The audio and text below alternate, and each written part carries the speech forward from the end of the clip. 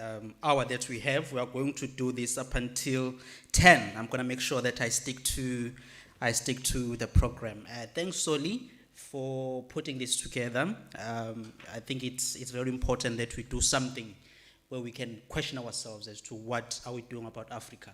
And I follow you. You and I have known each other for some time. I read your work on News 24, and I like it. So, and I think you are the person who sort of we should look up to, and just make sure that we do what Africa has to do. And I liked your comments around we should look ourselves in the mirror, right? And I think that's very important. And Professor was speaking right now in the sense that we need to tell our own story. So those terms are quite, or those sort of terminologies, they are very important as we try and make Africa a better continent. We are going to try and make this summit very much interactive. We want people to get engaged. We want you to be part of the conversation.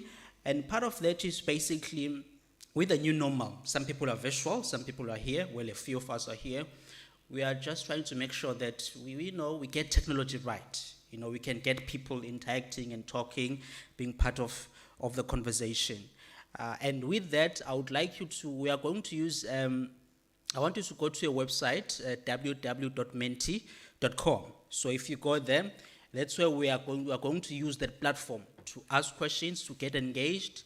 You can ask questions, you can get engaged in the session, to participate. That's what we are trying to do. So go to www.menti.com, and when you are there, it's going to ask you for a code, which will be, you can enter 4402329. 4402329. So that's the code you can enter. So you are able to sort of participate in that platform, ask questions, and also respond to questions we are going to ask, because we want to make sure that we get this as interactive as possible. So, I would like to, there's just one question I'm going to ask around perceptions, and I want you to go to that platform and sort of respond as you see fit. I don't know if my tech team can sort of show off the question around, no, this is not my question. My question is around the perceptions of Africa. Yes? That's fine. So I just want to ask you the question around perceptions in Africa, if my team can show that, and then you can sort of interact and answer that. And then, of course, right now we are also going to have a speaker who's going to speak through before we enter the actual sort of Q&A. That will be Saurabh or Obueja is going to talk to us. He's a managing partner at BOD Consulting. He'll be talking to us from New Delhi. Basically, the topic Saurabh is talking about is the impact of perceptions on destinations. So he's looking at the highlights from around the world. So I would like to welcome Saurabh, who's going to talk around the impact of perceptions. And then after that, we'll go straight into, just having a discussion between Saurabh as well as Professor Lumumba as well. Thank you so much. I thank you. Good morning, ladies and gentlemen. This is Saurabh, and I'm going to request the moderator to give me access for sharing my screen, please. I'd like to project a presentation. Thank you.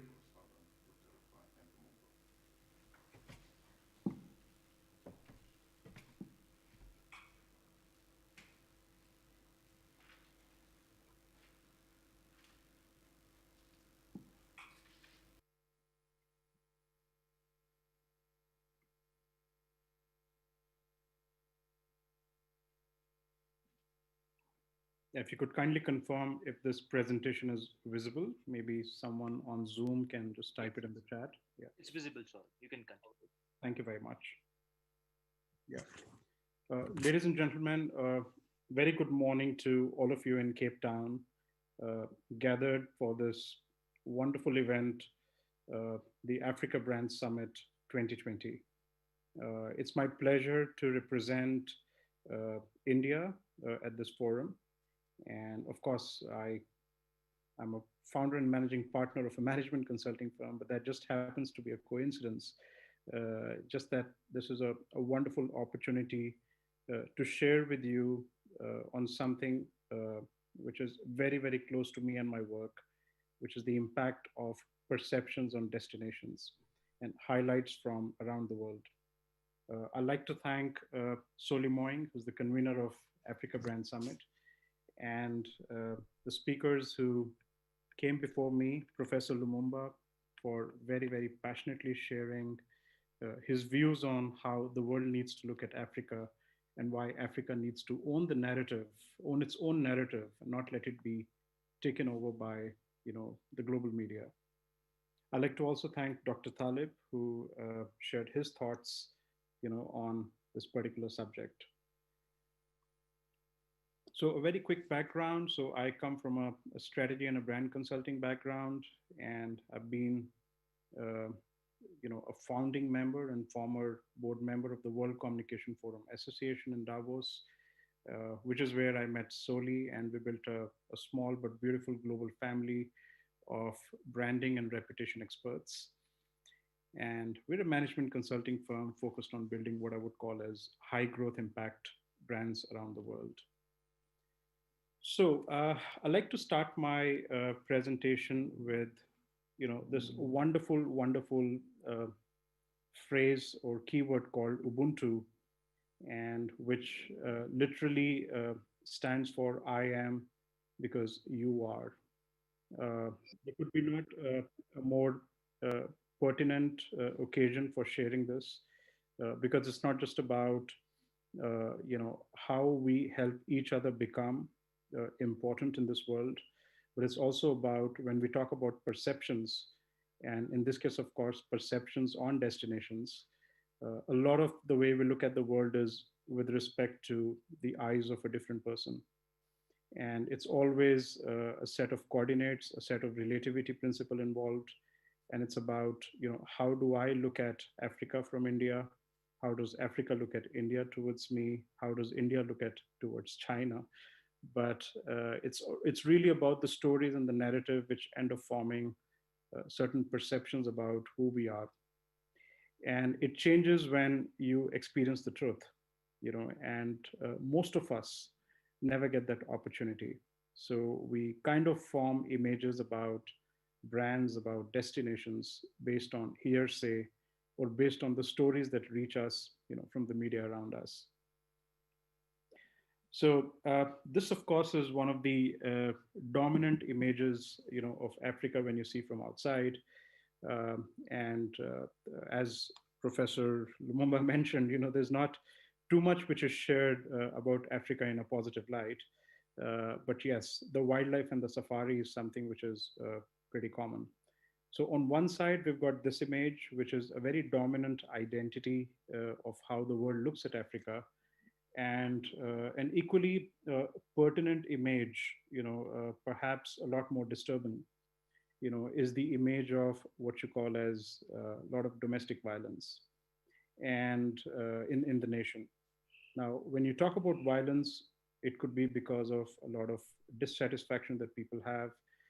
But in a lot of cases, the way it is presented to the outside world is that Africans are xenophobic, and what basically translates as they do not like foreigners in their country. It could be far from true, and I'll share that in a short while from now, because I've personally lived in Africa for over 5.5 years, even though it was long back. But what I'm trying to put out here is the two dominant, the most dominant images of Africa, which are put together, outside Africa, are these two. Now, what is the impact of all of this? Especially the previous image. So on one side, you're really talking about the result of multiple crises and inward-driven countries where there is some sort of violence and an image of robberies and things like that. And on the other side, there's an impact of all of this. So whether it's the cause or the effect is something to be determined. But if you look at this chart over here, in 1950, the average African had almost twice as much income as the average Asian. And at 63% of the world's average, she wasn't far behind the typical global citizen either. But in 2016, the opposite was true. The average Asian made close to about 80% of the average global citizen, but the average African was relatively worse off, making a little over 40% of the worldwide average. I can confirm this a little bit from my personal experience. So way back in 1989, when I was still a young boy, my family decided to move to Africa. So we moved to East Africa in this most wonderful and beautiful country called Kenya. And Kenya at that time felt totally amazing. It was a very progressive country with a lot of prosperity for people who were coming there, living there. And of course, there were the internal challenges and the external challenges which the country faced. But it was a great country to live. And at that time, India, in comparison, was not a very exciting place to live in. But come to 2020, about 30 years later, I don't know about Kenya, and I'm assuming that it's still one of the most beautiful places to live in. I do hear stories from long lost friends, uh, but very few Indians would care to leave India to go and live in Africa today. So the attractiveness quotient per se of the continent apparently has decreased over the years as compared to what it was maybe way back in the 80s and 90s. Now, when I talk about perceptions, essentially there are two kinds of perceptions on destinations. One would be called as the internal perception, or the inside perception of a destination, which essentially means how people within Africa think about themselves, how they think about Africa as a destination. And then you've got the external or the outside perception of a destination. And I'm going to share that using an example, and then we can kind of reflect it a bit more deeper with respect to Africa. But since I come from India, so I can take myself as an example, and I know more about how we are right now. So the inside perception of India right now is that we are like a startup.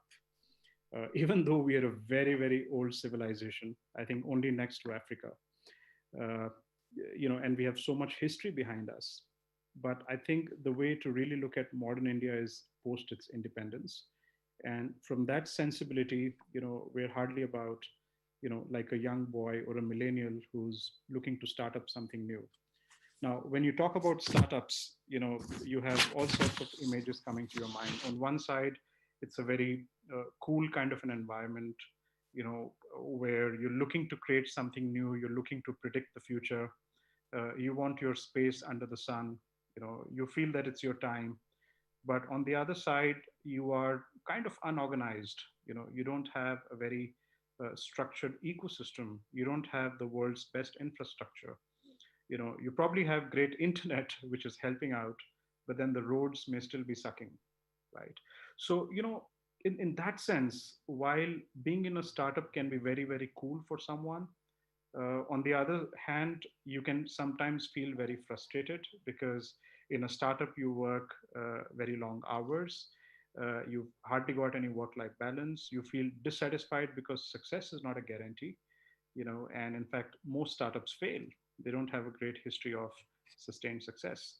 So I see a lot of Indians like me who are now looking to leave their country and want to maybe get uh, citizenship in some of the more developed countries across the world like Canada or Australia or New Zealand.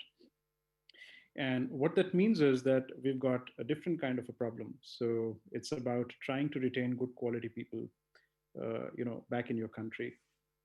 So while being a startup is not exactly a bad perception, the outside perception of India is very different.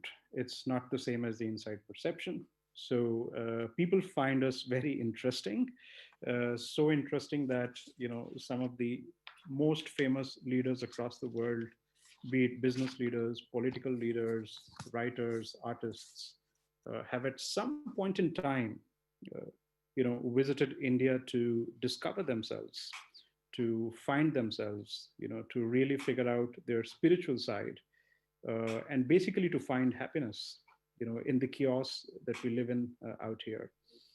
And whether it's someone like Steve Jobs, who's found a lot of I would say inspiration when he came to India before he started up Apple, or if you could pick up some historical research anecdotes around going a bit mythological, but it is said that the last 18 years of Jesus Christ were also spent in India, before he returned to Jerusalem. So, there are all these spiritual identity which the country carries. But besides all of that, generally speaking, people think we're screwed. And that's not entirely a false statement. It's just that it's not how we like to think back in India.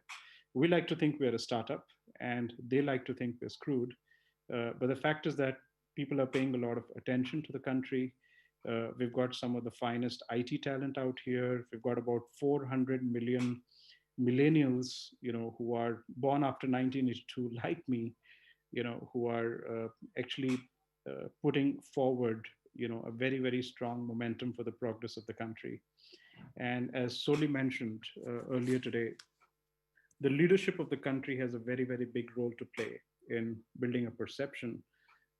We are blessed to have a leader who's very internationally minded, likes to travel extensively. We sometimes joke about the amount of money he spends on international trips, but I can tell you that he does a good job of representing India in a very, very positive light, and not typically against the foreign media. But yes, we don't usually get a very good reputation, just like Africa, when BBC or CNN talks about us. So in that sense, what I can share with you is that there is a lot in common between Africa and India. A lot of our challenges are similar. A lot of our history is a lot more similar.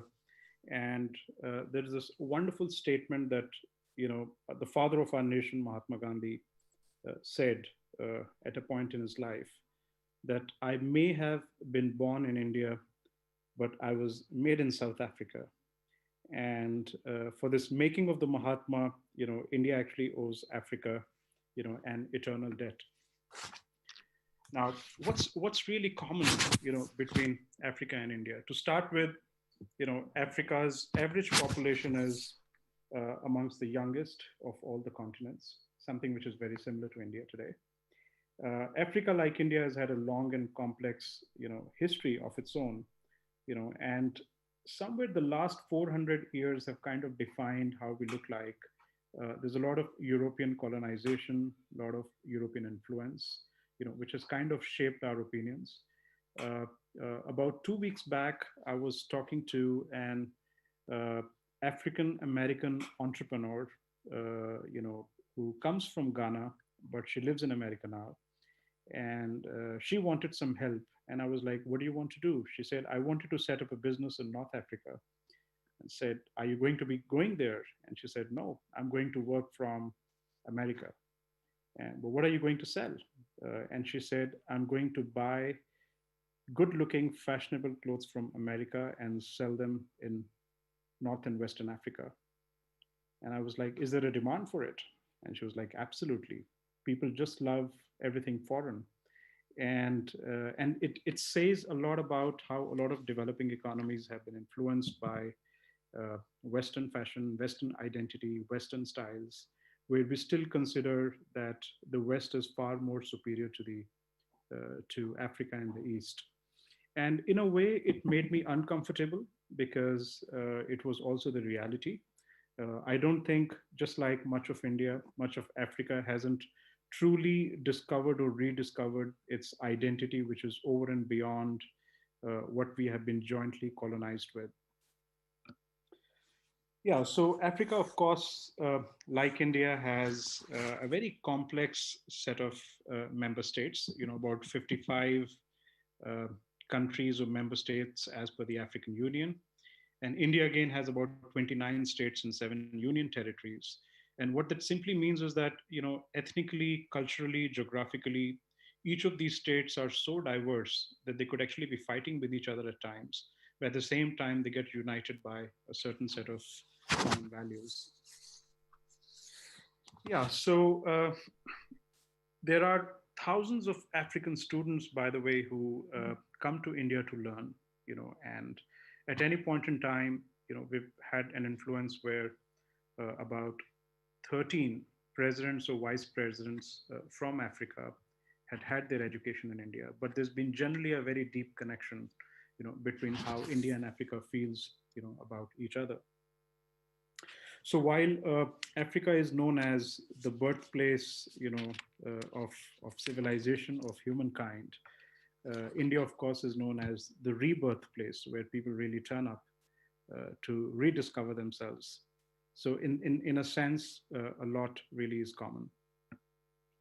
From here, I just want to kind of try and build a distinction, between the internal and external perceptions, of a destination. Now, internal perceptions very often are very personal, and if you look at it, they're full of criticism, but they're also somewhat true.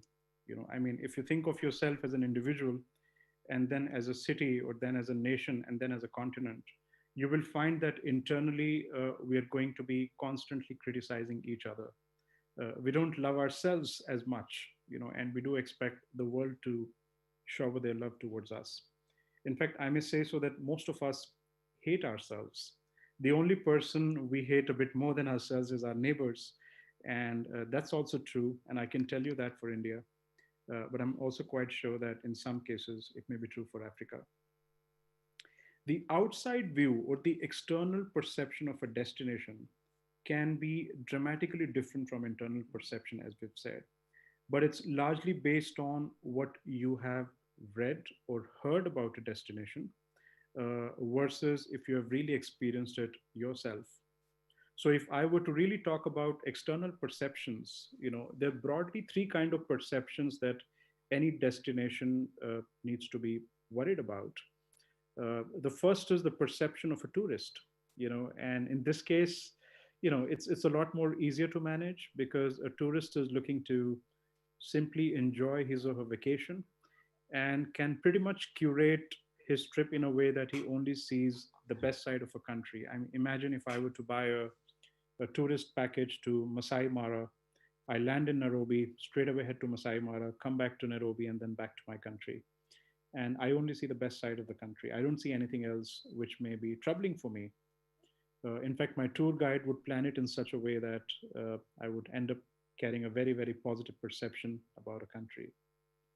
The other perception or the external perception is that of an investor who's really looking at a destination as a money making machine, something which he doesn't really care about what it's like to be living in that destination, just that you want to look at how you can exploit the resources out there, whether they're human resources or whether they're natural resources.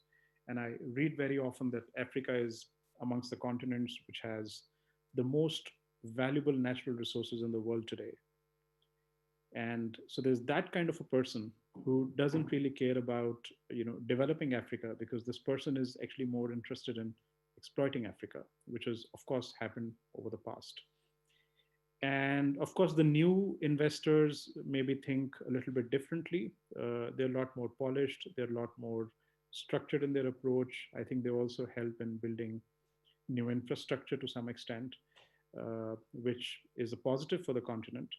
But in general, the investor really cares about making money. And the perception that matters to them is that, do they have an opportunity? Is the country in Africa very open to external investors? And in that sense, a country like Ethiopia, for example, has done very, very well in becoming more and more attractive to international investors.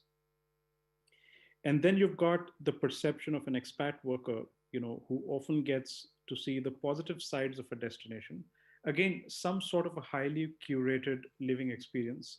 But then once in a while, you get an expected or an unexpected shock, right? And this actually takes me to my short history with Africa. So, as I mentioned, I came to Africa, more specifically East Africa, in 1990, and I lived in Nairobi for about 5.5 years. And during the time, the kind of memories that I carry are very, very positive. We went to the beautiful, swanky malls. We didn't have malls at that point in time in India. Malls came to India, much, much later, sometime in 2005, 2004 is when the real modern trade, modern entertainment experiences really shaped up. But one of the most amazing things that I remember about Nairobi is the beautiful year-round climate, which I think was such a gem. We would often call it the climate capital of the world. And that's the kind of perceptions that we built as expat professionals, who were living over there. We were really well taken care of by the government, by the different departments. And barring one or two negative episodes, like I mentioned, the unexpected one or two shocks here and there was really nothing to complain about, our experience in Africa. So yeah, so you can see that there are three kinds of perceptions which are constantly under play. The thing that Africa needs to be worried about from an outsider's perspective is that, like I mentioned, while way back in 90s and 80s, a lot more people would care to travel and live in Africa and build their careers and also contribute to the growth of Africa. The same may not be true anymore, right? So people are looking for other opportunities, or let me say like that: the talented people of the world are getting attracted by countries who are willing to give them the kind of lifestyle they demand, or the kind of working culture, or the kind of money that they'd like to earn. So the only people who are right now getting attracted are the number two kinds, which are essentially investors who see Africa like an opportunity for making money, but not necessarily as a country or as a continent for really supporting the development of. And that's something which actually requires a lot of work to be done. Today's perception of Nairobi is very interesting. So we have a Netflix series going on right now. It's called The Money Heist, and one of the lead characters is a character called Nairobi. And it's strange, but a lot of people know Nairobi as that character and nothing more. So I think there's a lot that the countries in Africa could do together to work on their perception. So the question which I'd like to leave all of you with is that I do personally believe very, very strongly, along with India, uh, will the 2020s be the decade of the Africa's economic transformation? There are some early roots. There are some early, you could say, signals that one can often see. And what I can share with you is that the kind of stories which are turning out, thankfully, because of a lot of social media, which is not dependent on state-sponsored media or government-controlled media across the world, you do come across some very, very inspiring stories of the Africa that you'd really like to see. And I came across two very interesting stories. One of a gentleman called Jon Bosco Mana from Rwanda, who's the founder and CEO of a company called Habona, a clean and renewable energy company, and Mehdi Adiboy from Nigeria, who's the founder of Green Grill House, a leading healthy food cafe in Lagos, Nigeria.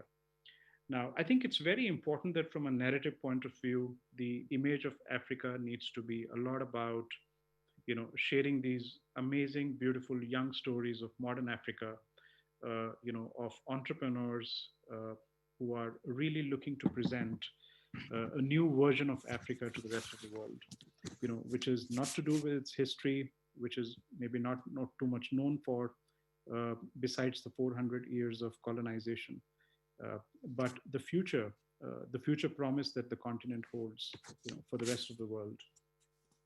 The way I look at it, I think Africa today is not about a geography that you want to build an image of, but it's really about the people. that is Africans. At the end of the day, it's the people who build the image. You want to hear stories of Africans who are inspiring, who are building the new world, who are contributing around the world, not just in Africa, to its development and sustainability. And in that sense, we have to also go beyond the definition of Africa as a physical boundary or something which is, just a piece of land uh, covered by oceans on all sides. I think it's important to look at Africa as Africans and something which is very, very responsible for building the image of Africa. We've personally seen that extensively benefit us back in India when we see a lot of Indian leaders doing extremely well in places like United States, in places like United Kingdom. You've got leaders like Sundar Pichai, who's the CEO of Google, or for that matter, multiple other leaders, who are representing, India and building the brand image of India in a very, very positive way. So I think we have to be looking outside. We've got to be also nurturing people who can build a name for themselves more globally. By 2030, I do see Africa representing almost a quarter of the world's workforce and consumers. And with 55 member states and over a billion people, a very youthful demographic, an abundance of resources, I think Africa can carry the hopes, of our planet in a very, very convincing way. And I'm quite confident about that possibility. And I hope this event, the Africa Brand Summit, can play an important role towards it. Thank you very much.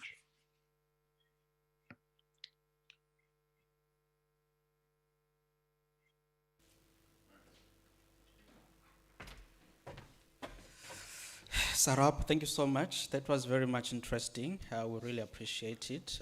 There's so much to think about. There's so much to ponder as we reflect on Africa at this summit.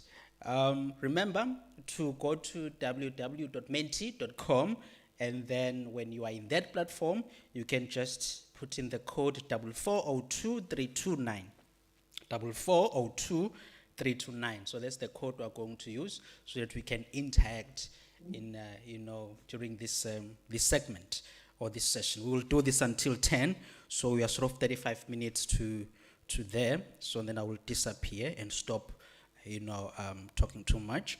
So I guess this is the question I asked Ella as to what do you think is the general sort of perception. There, so then I will disappear and stop is that talking me? too much. So I guess what just this is the happened? question I asked Ella Okay. as to It's weird. what do you think. So what do you think is the general perception, sort of perception about the so African then I will continent disappear and stop. around the world? So I mean, there are the answers you see there. So the continent, poverty, sickness, the perception that Africa needs the West and the East world. So there are many issues. Inferior, corrupt. We can see those terms there. So there are many sort of things that arise that we as sort of Africans are thinking about. And I think what you have here captures our perceptions, right? Or what we think the world thinks of us, which means that basically we have more work to do. So between now and 10, we are going to have a sort of a Q&A or sort of a discussion with the people who have spoken so far. That will be Professor Patrick Lumumba, and also Sarab as well, or Puwejam, who has just spoken now. Soli told me that we will be joined by Dr. Talib Rafai as well, who spoke earlier, just to have this discussion. I hope my tech team has just spoken them now. connected. Soli told me that then we'll we be can joined by sort of Dr. engage on the Talib discussion. Rafai as well. Are we on? We can start, right? Yeah. So I want to start with Professor Lumumba. Professor Lumumba, there is a lot of We can start, right? the perception in Africa, and I want to So start I want to start with around Professor national Lumumba. security, right? The issue of national Professor security in Lumumba, Africa. there is a lot of we can start, right? The perception in Africa, and I want to start with around Professor national Lumumba. security, right?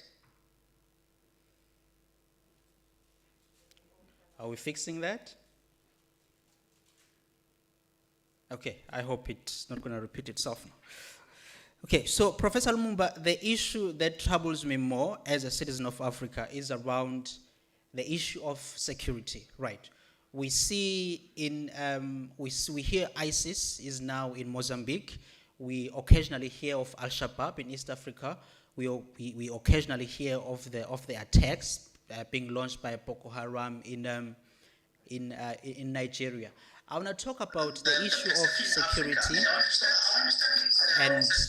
and how it makes us, how does it shape people's perceptions around the world?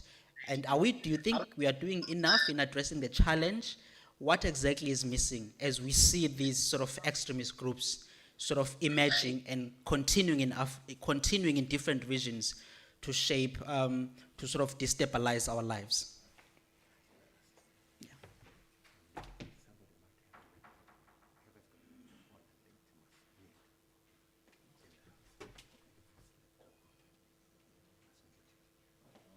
So whoever has a laptop here must please just mute it if you have the laptop here. So that should help us. Is Professor Lumumba on? Do we have him?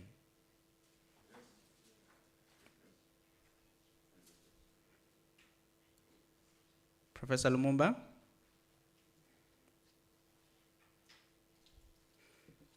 Okay, maybe I could go to Sarab. Sarab, I was talking about the issue of security in Africa. To what extent do you think it's damaging the reputation of the African continent? And do you think, are we doing enough, or what do we need to do to make sure that the issues of security are addressed and that we are able to mend and fix our reputation around the world as an African continent? Yeah, that's a great question, and you're very right that the perception of Africa, or the narrative that kind of goes out, pertains to security issues and how a lot of foreigners may be unwelcome. I spoke about in my short talk about the xenophobic culture, which is kind of getting highlighted and exaggerated by certain people, sometimes political leaders, trying to make people excited about the fact that Africa has has always been exploited, of course, which is the truth. But does it mean that we want to be closing our borders, for the rest of the world? And I think in that sense, we may not be sending out the right signals. And I think the blame of this does not entirely go on to the external media, which kind of presents a picture, but it's also about the kind of narratives we kind of signal out to the rest of the world. In that sense, a lot needs to be done. We need to worry about our reputation from an attractiveness quotient perspective. I do recall reading about Nairobi the other time, and the word which had become famous was Nairobi, and which essentially meant that this is a place where robberies could be quite frequent. Now, it could be far from truth. It may not be the reality, but this is the kind of narrative which kind of flows out. Or the picture I showed you, was of South Africa sometime in 2009, where people were protesting the presence of foreigners and burning a couple of shops here and there. It may not be entirely true that this is the true reflection of how the rest of Africa thinks about the world in general. And therefore, it becomes the responsibility of every single African nation to really present an image where you come across as very, very welcoming to external stakeholders, irrespective of the history, which has not been very positive with foreigners. But today's world is a lot more different. I think it's a lot more difficult for anyone, for that matter, to exploit any country in this world. We are very deeply connected. There is information symmetry to a large extent. And therefore, I think being open is something which is a signal that we probably need to send out to multiple stakeholders across the world, So yeah, so that's one word or two words which I would strongly like to emphasize. You need to come across as open, open for business, open for people, open for mingling of cultures, open for conversations, open to get people to study in Africa, to build a career in Africa, to live in Africa, and have a great life. Professor Lumumba, I was asking about the issue of national security, I mean, national or continental security in Africa. I'm sorry to do this, apparently he's in court, he'll come out any minute. Just ask Rufai and ask him after this. Okay. Refine. Just my question is, I will pose a different question to you, is around the issue of technology in Africa, which in many sort of research reports we've seen that Africa has a huge potential when it comes to technology, advancement. We are seeing mobile banking making a huge sort of impact in countries like Kenya and so on. Are we getting technology right, and how can we use it to make sure that we push for the Africa brand, that we make Africa to be the leader in whether it's mobile banking or any other forms of technological opportunities or platforms? Sure. Is this question for me as well? It's Rafai. Yeah. Talib, Rafai, are you there? I think it is. All right, great, thank you. Yeah. So, Talib? when it comes to the topic of technology, it's very important to understand that, in a very long time, for the first time in centuries, there's been one thing which has been a great leveler, one thing which has really brought down the inequality or inequity across the world, and that has been technology. I do feel that technology is Africa's biggest opportunity to really change the perception, but also to bring a lot of Africans, above the poverty line, or to rather, I would say, focus on economic prosperity. In that sense, I think there's a very high risk as well of losing this bus. And I say that because if the African nations do not invest in what I would call as STEM-based education very, very early on for the children of Africa, getting them exposed to what technology can do and what it's capable of doing, and create maybe more number of developers than any other part of the world, we may not really be able to utilize the full potential of, technology. I can share that from the experience back in India, where STEM education, which is science, technology, English, mathematics, is so important, and it's just got into the culture in a great way, that you get some of the most qualified, skilled developers, the tech people really originating from India. And that starts to become a huge edge, going forward. If Africa is going to be dependent on technology, which is going to be imported from the rest of the world, which again means that we get it more expensive, but it also means that we are not the ones who are creating the technology. So one of the things which Africa would have to do is invest into early education, or invest into education in such a way that you end up creating some of the most established, some of the best, I would say, science-based institutions across the continent. And that, I think, requires a renaissance of sorts. Africa today may not be the most attractive place to study, especially for higher education. And I think unless and only that changes, it would be very, very difficult for Africa to kind of leverage the power of tech to really bring about a transformation, in the future of the continent.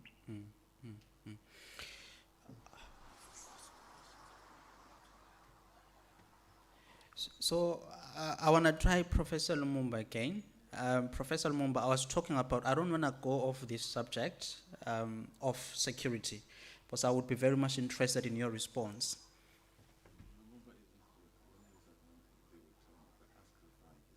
Okay, that's fine then. So, Dr. Rifai, Yes. my sort of question is around, my view is that Africa, many of the African countries had independence around the 1960s, right? South Africa was kind of to be late in the party. And my view on Africa is that there is so much that we have gotten wrong in terms of public policy. In fact, I'm one of those people who argue that at this point in time, as Soli said earlier, we must refrain from, we should look ourselves in the mirror, right? Because we have the power to shape the continent now. And the challenges, many of the challenges we have, we have sort of the ability to control them, right? Have we gotten public policy right? Because I think in many sort of, ways, we've sort of done things very wrong since independence. Do you think that, are we doing right on policy to become an attractive investment destination, an attractive tourist destination? What are we doing on policy? Thank you so much. It's a very important question. I think, like the other questions, we should also think of the world around us. It's not just an African problem. It's a problem for many, many developing countries, so to speak, if the word developing is the right word here. Because what we're talking about here is leadership. As Soli said at the beginning, we were very unfortunate with our leaders after independence in many, many countries around the world, many developing countries. Leadership is what makes the difference between people and people. I traveled the whole world. I see no difference between any people and any other people other than the circumstances that they live in. The circumstances are shaped by leadership. So I think you're right in the sense that we have missing the traditional historic leaders of Africa. But this does not by itself constitute a reason or an excuse for us not to move forward. I think the people of Africa have moved to a stage now that they know exactly what needs to be done. And I believe that the future is Africa. I totally believe in this. Because the people are the ones that make at the end the difference and the change. And the people of Africa are moving in the right direction. We have some success stories coming out of Africa now. Very good success stories. South Africa is a success story. Ghana is a success story. Rwanda is a success story. And many, many other countries around Africa are presenting a very, very right, correct image of what and how people can take part in deciding the future and the destination of their country. So I don't think that this is going to be a hurdle to the future. As a matter of fact, I think tomorrow is going to be the turn of Africa. Teach the world the lesson. I completely concur with Professor Lumumba when he said that Africa never actually practiced what was practiced against it. The world needs to make a public apology for Africa for 200-300 years of slavery and many, many other exploitations, especially post-independent exploitation. I was listening to a statement from a lady from Africa that's living in the United States. She said, I wonder sometimes, why is my currency worth nothing out of $1 or €1? €1 equals 500 or 1,000 of my currency. When the gold of the world is half in Africa. Half of the world gold is coming out of Africa, which supports these currencies. Some African countries are still paying, some European countries, some of the compensations that they claim they have on Africa. All of this is the price Africa is paying today without any justification, not whatsoever. I think that it's time to move on. And even the leadership cannot continue to be defying the will of the people. I believe in the African people. That's what really matters at the end of it. Thank you. Do you think the Africa Trade Agreement is a game changer? The Africa Trade Agreement? The Africa Free Trade Agreement, do you think it's a game changer in Africa? Woman? The Africa Free Trade Agreement, do you think it's a game changer? Do you think it's going to make Africa more of, will improve the economies and all that? As Professor Lumumba said, I think moving around Africa freely is a very important thing. Not just goods, but people must move around Africa. Africa is one in its destination. It's divided into 54 countries, that's true. But moving around Africa is very important. That's why I was calling for regional and domestic tourism. Go around your continent, enjoy it in a different way. Don't let it just be the enjoyment of a foreigner that comes from outside. I think that free trade agreement should include free movement also. Going from one country to another. It's impossible now. It's ridiculous to think that if you want to go from Togo to Nigeria, you have to fly to Paris maybe sometime, or to London. This is not acceptable in today's world anymore. I think that many African countries can benefit a lot from open borders. I remember when we had a General Assembly in Victoria Falls, 2010.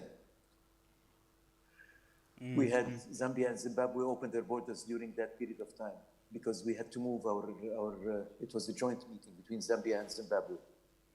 And after that, they decided that it makes sense, let's keep the borders open.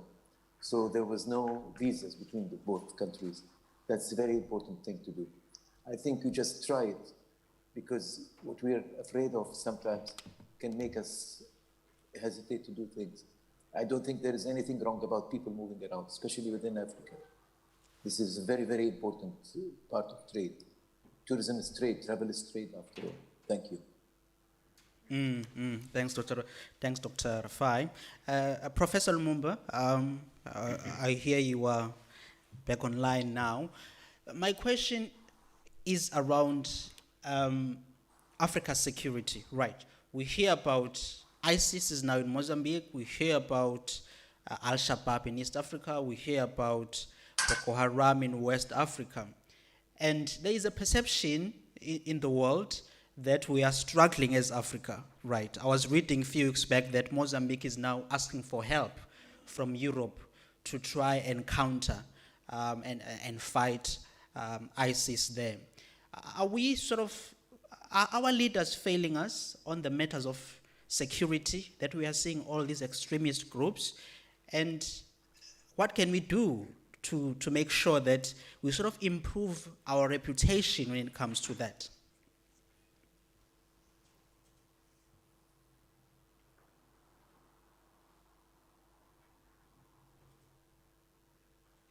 Professor Lumumba.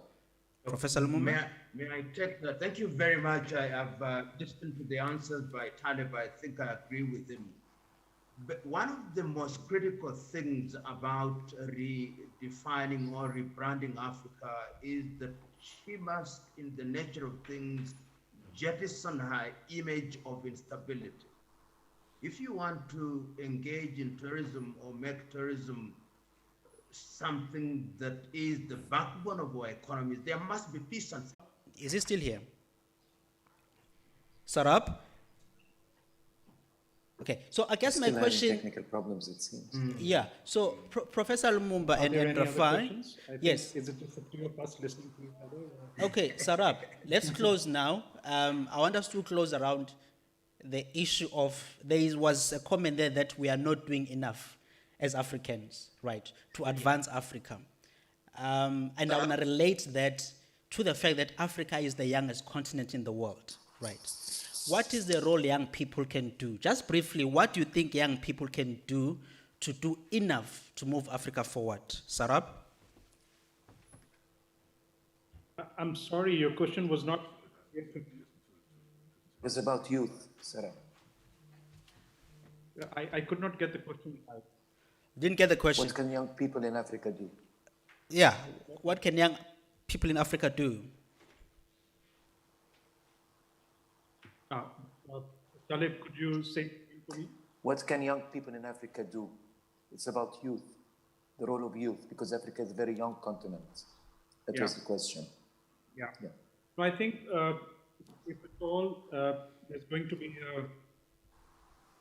a big reason for hope, for Africa going into the future. The hope is going to be because of the youth of Africa. And I think that's where a significant amount of investment should go on. And that's only possible if you're looking to build the capabilities of the youth. And we're giving them the opportunities to excel and be successful in Africa. There's always going to be the problem of migration, which I think countries like Africa and India and the rest of the developing world constantly faces. What that basically means is that if we do not give the right kind of opportunities, the right kind of freedom, the right kind of an atmosphere or an environment or an ecosystem for the youth of our countries and continents to be successful, I think we have a very, very big problem going ahead. You're going to be left with people who, were anyway struggling to take the country and the continent to the next level. The really good people are going to leave the continent, and then it kind of just increases the length of time before you really have the renaissance. Which is why I feel that if at all Africa can successfully rebrand itself, it would have to really invest into creating an environment or an ecosystem for the young children and the emerging adults, the young adults, to be really, really successful. I do believe that a lot of that may be happening in pockets. I can see some amazing young success stories emerging from Africa every now and then. So it's not like it's not happening at all, but it could be amplified 100 times. And I think that's the kind of opportunity we are staring at. And in that sense, there's a lot of work to be done, is what I would like to believe. Yeah, Dr. Lumumba, Professor Lumumba, If I hear may you just are. add to that, please. Yes, you will get May that, I Talib. just add? Just give me. I just wanna have Professor Lumumba first because he has to run. Professor Lumumba, young Thank people in you very Africa. much. Yeah, young people in Africa. What can they do? Yes, Sarab has spoken very well. We are the youngest continent. I think the average age now is about 20, under being the youngest at 16. And particularly now that COVID has redefined the world and very many opportunities have been lost, I think we must think not outside of the box, but without the box. And I have no illusions in my mind that it is no longer tokenism. Governments must make deliberate efforts to ensure that young people are mainstreamed into all sectors of the economy, whether it's in agriculture, whether it's in health, whether it's in the area of innovation and invention, whether it's in the arts, so that they are seen to be participating. And my own prescription that we must no longer talk about future generations. We must talk about co-generational leadership so that young men and women are working side by side with the older generation and looking at new opportunities. And that is why I'm very excited about the Africa Continental Free Trade Area.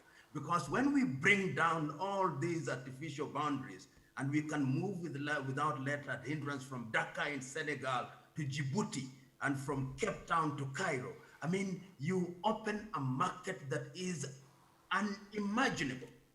And we focus on research and development. We focus on talent identification at an early stage. I mean, Sorab, the opportunities are just unimaginable.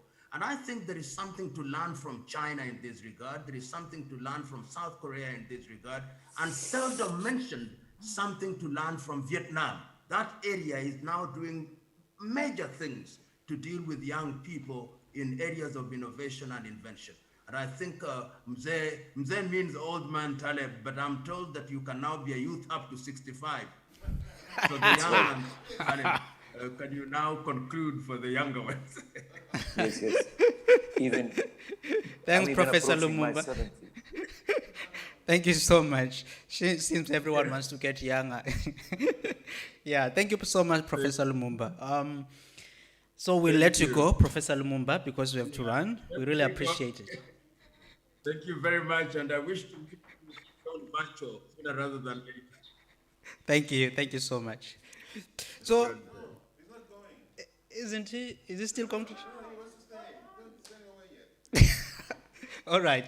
Dr. Rafai, I want to talk here. You can add to what Saurabh was saying, but also I want to talk about. Sorry, I didn't hear the question. Yeah, I'm Is that a saying. new question? Yeah, I'm saying Or should you I can. just comment on the issue? Well, two things you can do. You can comment on what Saurabh was saying, and then Okay. I want to ask you I around believe the diaspora in Africa. What can they do to make Africa a sort of more of a continent that is more attractive to the rest of the world? Thank you. I think it all boils down to the political will of African leadership. I think that's what Mr. Surab just said as well. Youth will stay in the country if the conditions and situation in the country are good. The situation in the country will not be good if there is no freedom, no democracy, and no space for people to live and achieve their ambitions. That's the key to that. So I think youth are looking for a different model of political stability, political model. It all boils down to that, I believe, even when it comes to tourism. It's a matter of political will. Do you believe that tourism is important to your country? Do you believe that you can do this? If you do, the leadership is behind you, then you can do it. Yes, you can. I completely believe in this. Yeah. So I'm sorry to say this, but it's not economic, it's not social, it's not educational, it's political at the end of the day. Thank you. Yeah, and the diaspora, before we sort of close off, the diaspora, is there anything they can, what are the initiatives they can do to sort of contribute to Africa's branding?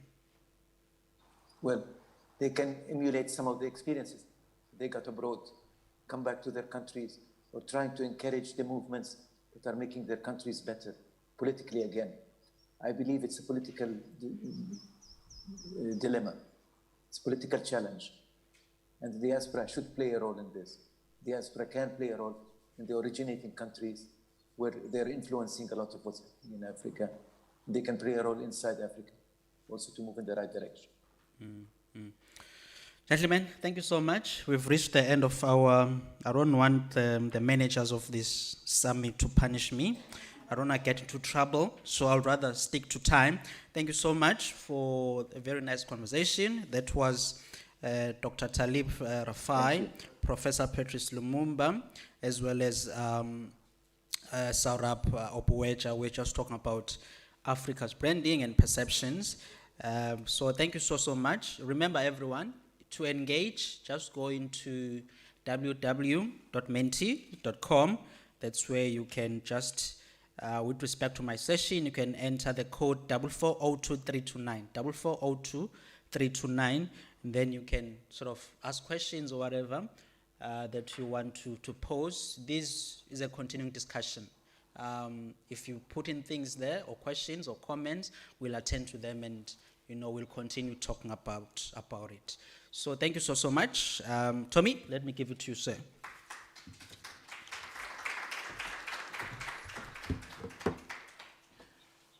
Thank you so much for that well-moderated session. We have talent on the continent. Yes. And it's still a youth, yes. We're going to go on a tea break, but before we do so, please, there are sanitizers on your table. Please use them often. We need to be safe as much as possible. The conversation we just had is a very, very interesting one, perception. But what I would like to add to that is, what perception do you as a citizen of this continent have about Africa?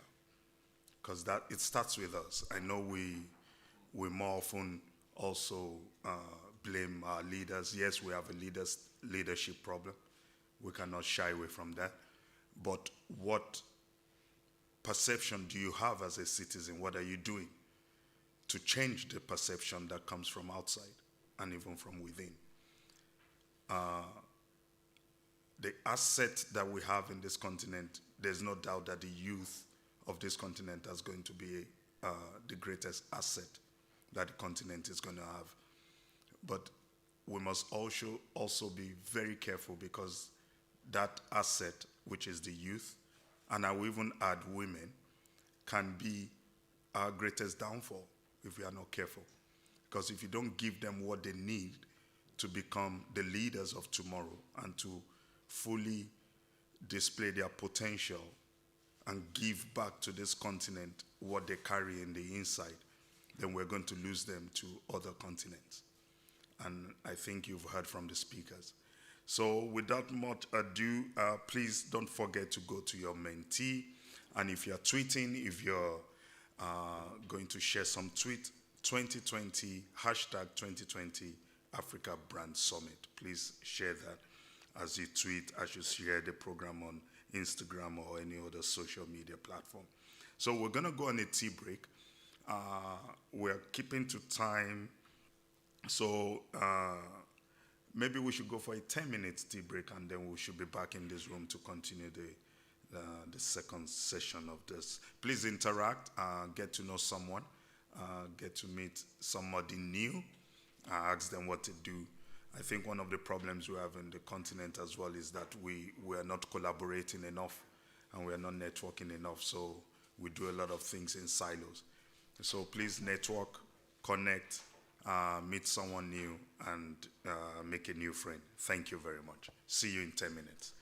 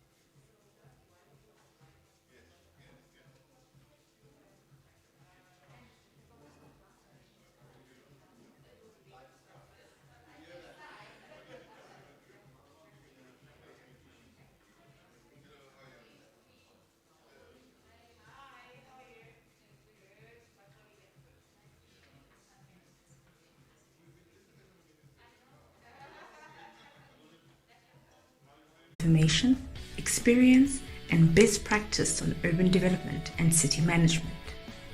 Working together with the South African cities and partners through research, knowledge sharing, peer learning, and innovation, the SACN is at the forefront of efforts to achieve the Urban Futures Vision outlined in the Integrated Urban Development Framework and the National Development Plan.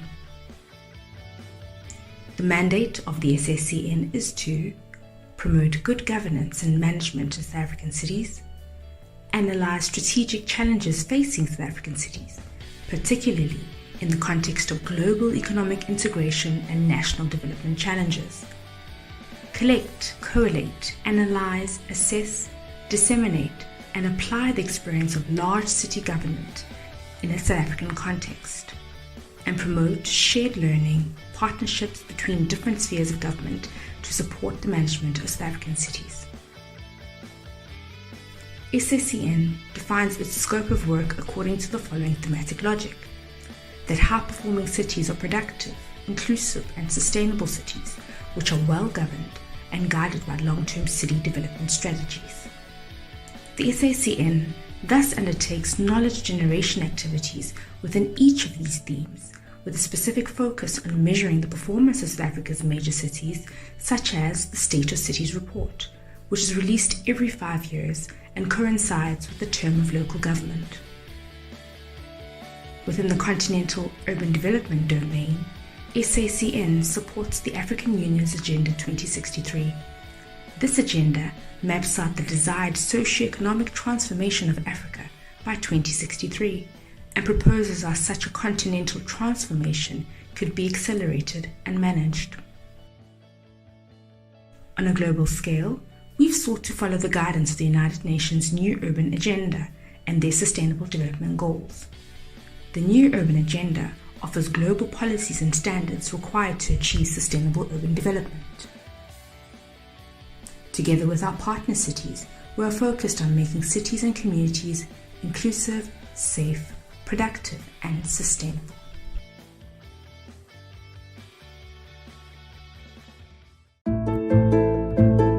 This is the bistro that served the bread, delivered fresh from the baker, who used the flour that was milled from the wheat, which grew from the grains, sowed by the planter, that belonged to the farmer, who was partnered by the bank that began with a dream, to be South Africa's leading business bank in the food and agricultural sector, and to be the alliance partner of choice for corporates seeking financial services solutions and platforms. We are GrowBank. We are passionate about helping commercial producers, family businesses, franchises, and more critically, small farmers to realize their dreams so that they participate in our economy and grow a sustainable future. Not just for their families, but for theirs, and theirs, and ours. We are not a new bank. We are a new purpose bank that brings a unique offering to the table. Over 70 years of banking expertise combined with a deeply rooted knowledge of agriculture to empower your business, enrich communities, and ultimately to secure food supply for our nation. We believe in growing real and enduring relationships with our clients. As a business owner making critical decisions, you need more than a digital app or a call center agent to provide trusted advice. You need someone who knows your business, who understands the lay of the land and every associated risk, who you can trust, come rain or shine, to see you right. Our relationship managers come to you. We roll up our sleeves, get our shoes dirty. We get to grips with your business and needs so that we can provide you with loan facilities, transactional banking, and cash flow solutions. We are committed to making a difference for every business along the food value chain, from the earth to the table, from seed to success. Because we know that great things take time, a lot of hard toil, and a trusted banking partner to grow. GrowBank.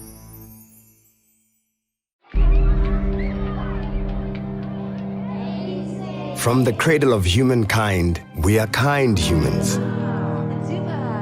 Our humanity is not in one special person. It's in all of us. It's in our names. It's in Musa, in Aisha, Jan Hendrik, and in you, Katuchero. This is who we are. Abantu. People with open arms for doors. We say, Sawubona, Greeting, come in, South Africa, surrounded by homegrown greatness, fathered by compassion and openness. Nature is our mother. We have our mother's nature. We are always there for each other. Because there's no part where one of us ends and the other begins. We are all connected. Let's visit each other, know each other, exchange journeys and build more stories. Nathi sibe abantu njengabanye abantu. Because it's only when we share with each other that we truly grow. We are in a good place. We, the people, make South Africa home of humanity.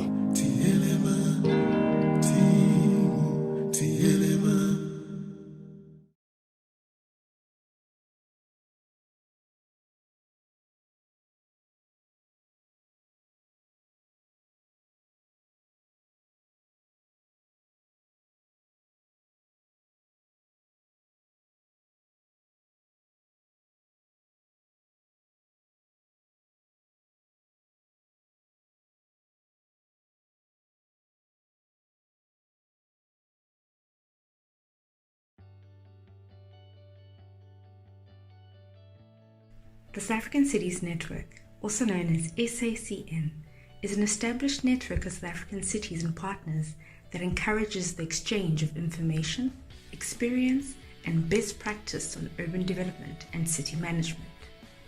Working together with the South African cities and partners through research, knowledge sharing, peer learning, and innovation, the SACN is at the forefront of efforts to achieve the Urban Futures Vision outlined in the Integrated Urban Development Framework and the National Development Plan.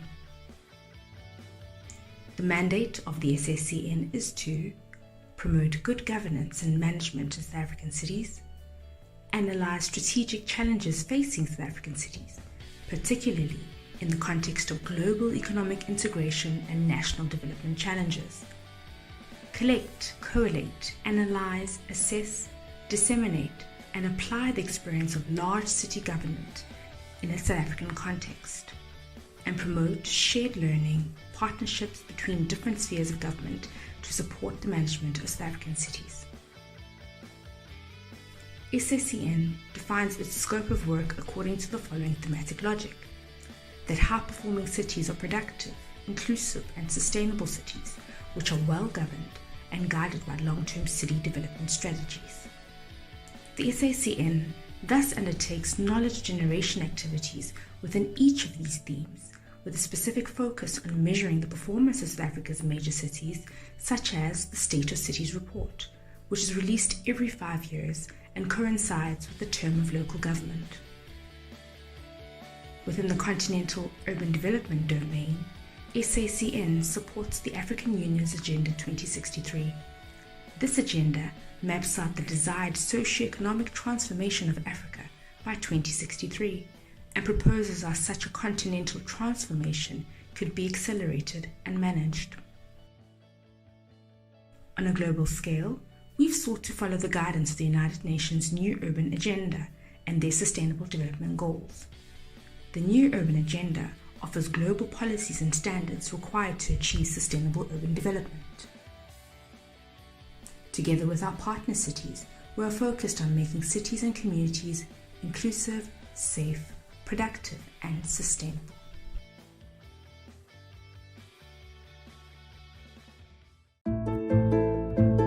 This is the bistro that served the bread, delivered fresh from the baker, who used the flour that was milled from the wheat, which grew from the grains, sowed by the planter, that belonged to the farmer, who was partnered by the bank that began with a dream. to be South Africa's leading business bank in the food and agricultural sector, and to be the alliance partner of choice for corporates seeking financial services solutions and platforms. We are Growbank.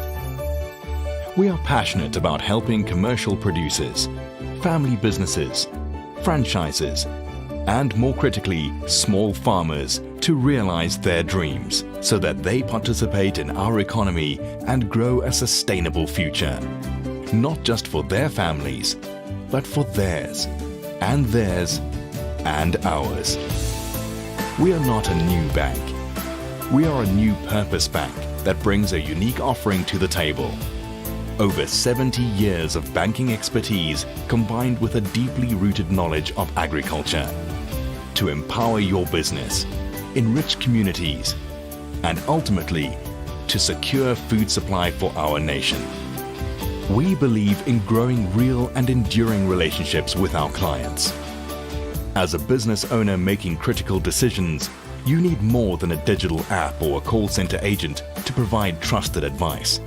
You need someone who knows your business, who understands the lay of the land and every associated risk, who you can trust come rain or shine to see you right. Our relationship managers come to you. We roll up our sleeves, get our shoes dirty. We get to grips with your business and needs so that we can provide you with loan facilities, transactional banking, and cash flow solutions. We are committed to making a difference for every business along the food value chain, from the earth to the table, from seed to success. Because we know that great things take time, a lot of hard toil, and a trusted banking partner to grow. Growbank.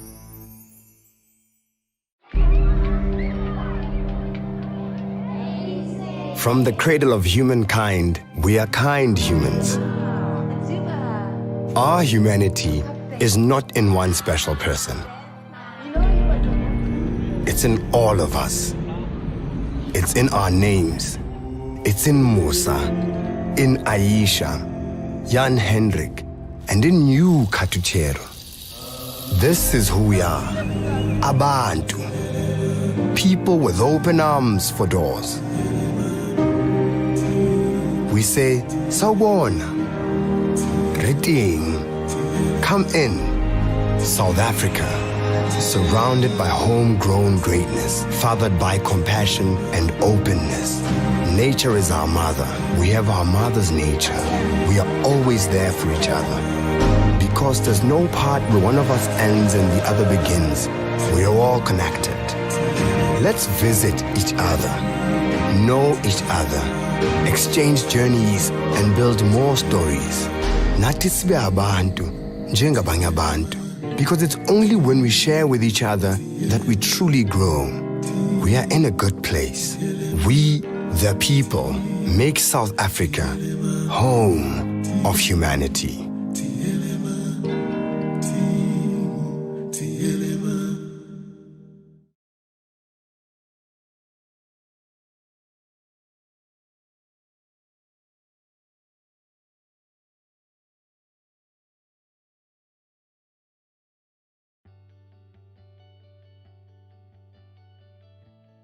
The South African Cities Network, also known as SACN, is an established network of South African cities and partners that encourages the exchange of information, experience, and best practice on urban development and city management. Working together with the South African cities and partners through research, knowledge sharing, peer learning, and innovation, the SACN is at the forefront of efforts to achieve the Urban Futures Vision outlined in the Integrated Urban Development Framework and the National Development Plan. The mandate of the SACN is to promote good governance and management in South African cities, analyze strategic challenges facing South African cities, particularly in the context of global economic integration and national development challenges, collect, collate, analyze, assess, disseminate, and apply the experience of large city government in a South African context, and promote shared learning, partnerships between different spheres of government to support the management of South African cities. SACN defines its scope of work according to the following thematic logic: that high-performing cities are productive, inclusive and sustainable cities which are well-governed and guided by long-term city development strategies. The SACN thus undertakes knowledge generation activities within each of these themes, with a specific focus on measuring the performance of South Africa's major cities, such as the State of Cities report, which is released every 5 years and coincides with the term of local government. Within the continental urban development domain, SACN supports the African Union's Agenda 2063. This agenda maps out the desired socio-economic transformation of Africa by 2063 and proposes how such a continental transformation could be accelerated and managed. On a global scale, we've sought to follow the guidance of the United Nations New Urban Agenda and their Sustainable Development Goals. The New Urban Agenda offers global policies and standards required to achieve sustainable urban development. Together with our partner cities, we are focused on making cities and communities inclusive, safe, productive, and sustainable.